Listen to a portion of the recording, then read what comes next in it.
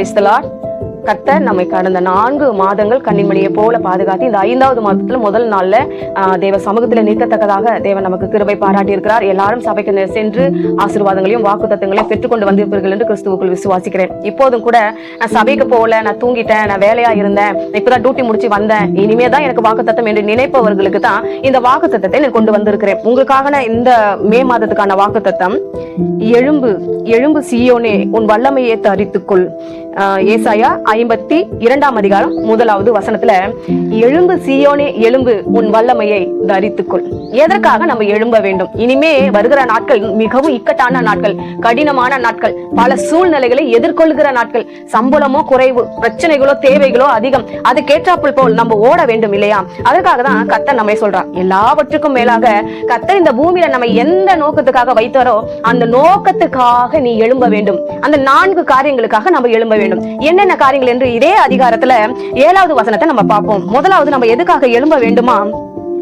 சமாதானத்தை கூறுகிறதுக்காக எழும்ப வேண்டும். இப்போ நிறைய பேர் என்ன பண்றாங்க, ஐயோ எனக்கு இது பிரச்சனை, அது பிரச்சனை, எனக்கு இது இல்ல அது இல்ல, நான் கஷ்டப்படுறேன், நான் எவ்வளவு ஜெபித்தாலும் என் ஜெபம் கேட்ட மாதிரி இல்ல, நான் இன்னும் துன்பங்களை தான் அனுபவிச்சுட்டேன், சமாதானமே இல்லைன்னு நினைக்கிறாங்க பாத்தீங்களா?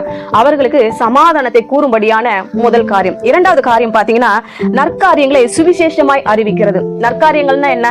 இயேசு நல்லவர், அவர் நமக்காக மரித்தார், அவர் சீக்கிரமாய் வரப்போகிறார், உன்னையும் என்னை பரலோகம் சேர்க்க போகிறார், எனக்கு நான் இந்த நிலைமையில இருந்து என்னை இந்த நிலைமைக்கு கொண்டு வந்து வைத்திருக்கிறார், உனக்காக ரத்தம் சிந்தி இருக்கிறார், உன்னை நேசிக்கிறார், அவர் ஒருவர் தான் உண்மையான தேவன். இதை சுவிசேஷமாய் அறிவிப்பதற்காக நீ எழும்பு.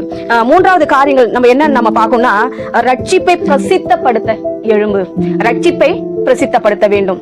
என்னெல்லாம் நம்ம ரட்சிக்கப்பட்டிருக்கிறோம், யாரெல்லாம் ரட்சிக்கப்பட வேண்டும், யாரால ரட்சிப்பு கொடுக்க முடியும்? இந்த உலகத்துல ரட்சகர் என்று ஒருவர் உண்டு, அது இயேசு கிறிஸ்து மட்டும்தான். அவர் மட்டும்தான் ரட்சகர் இல்லையா?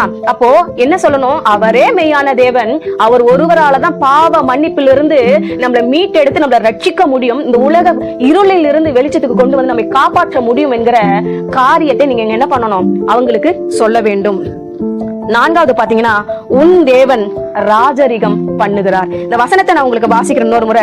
சமாதானத்தை கூறி நற்காரியங்களை சுவிசேஷமாய் அறிவித்து ரட்சிப்பை பிரசித்தப்படுத்தி உன் தேவன் ராஜரிகம் பண்ணுகிறார் என்று சீயோனுக்கு சொல்லுகிற சுவிசேஷகனுடைய பாதங்கள் மலைகளின் மேல் எவ்வளவு அழகா இருக்கின்றன.